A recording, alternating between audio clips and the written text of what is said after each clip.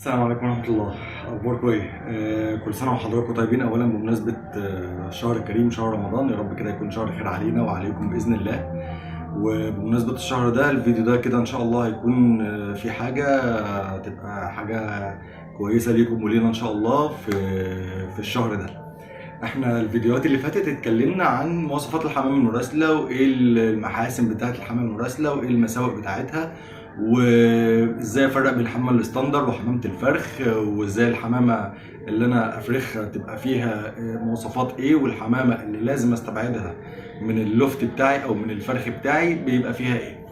احنا حلقة النهاردة مختلفة شوية. هي حلقة النهاردة هي مش حلقة، هي الحلقة دي احنا جايبينها هدية لحضراتكم. الحلقة دي عبارة عن سؤال احنا هنسأله للناس المبتدئين اخواتنا وحبايبنا واللي فوق دماغنا.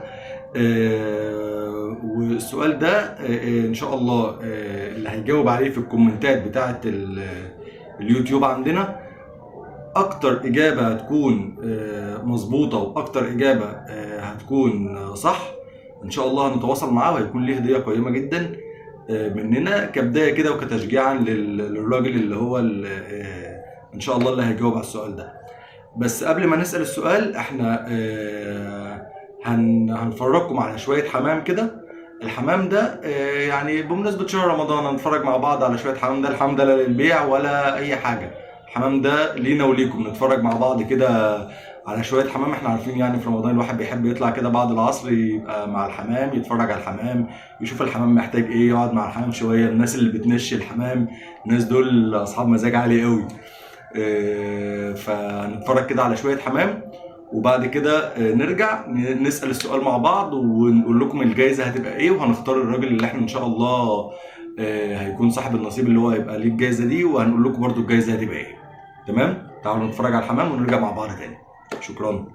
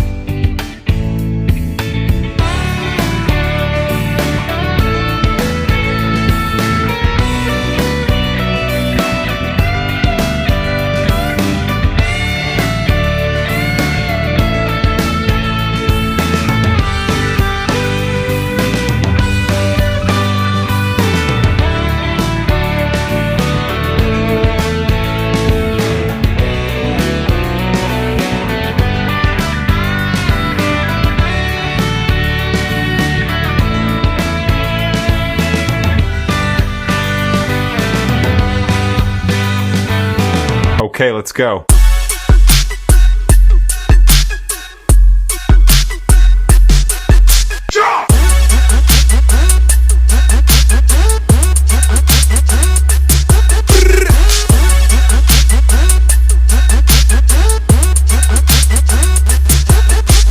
Okay, let's go.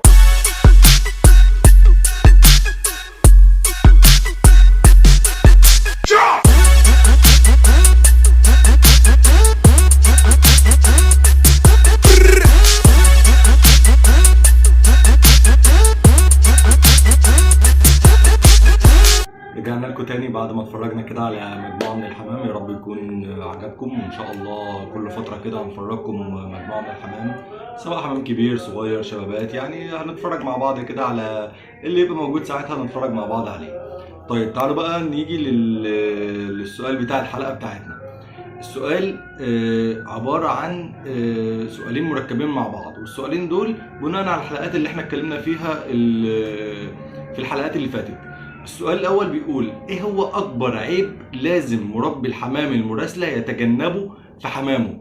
يعني العيب اللي أنا لما أشوفه في حمامة ما ينفعش أشتريها، مهما كانت الحمامة دي فيها محاسن كتير بس فيها عيب معين ما ينفعش اللي احنا ندخل الحمامة دي على الحمام بتاعنا. وعيب يكون بيورث، مش عيب ما يورث، يعني عيب بيورث في الحمام لازم نستبعده من الحمام بتاعنا كله. والسؤال التاني أو تكملة السؤال: ايه الفرق بين حمامة الستاندر او حمامة المعرض والحمامة الخامة او الحمامة اللي احنا بنشتغل بيها في الفرخ بتاعنا؟ كده احنا عندنا سؤال مركب. السؤال الاول اللي هو ازاي، ايه اللي هو العيب اللي احنا لازم نستبعده من الحمام المراسلة بتاعنا وما ينفعش يكون موجود في الحمام. السؤال التاني تكملة للسؤال دوت: ايه الفرق بين حمامة الستاندر والحمامة بتاعة الفرخ، وايه مميزات دي وايه مميزات دي؟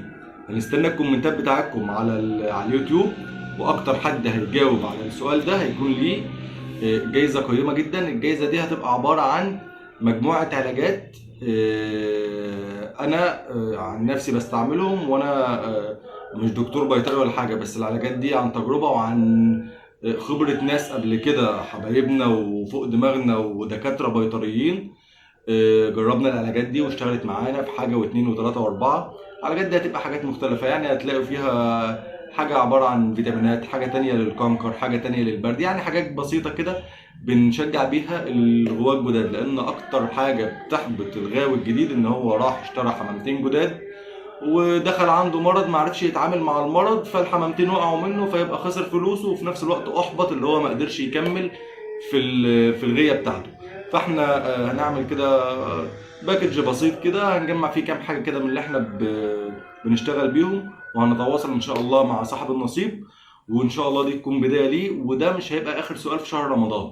احنا في شهر رمضان عايزين نعمل لحضراتكم سلسله كده تكون عباره عن اسئله، والناس اللي هتجاوب صح نحاول نفيدها سواء بمعلومه قيمه سواء بحاجه ماديه زي ادويه، زي ممكن فرد حمام، ممكن ترحيل، يعني هنحاول نفيد الناس على قد ما نقدر. استنونا ان شاء الله في حلقات تانية جديدة، وهنستناكم ان شاء الله في اجابة السؤال. السلام عليكم.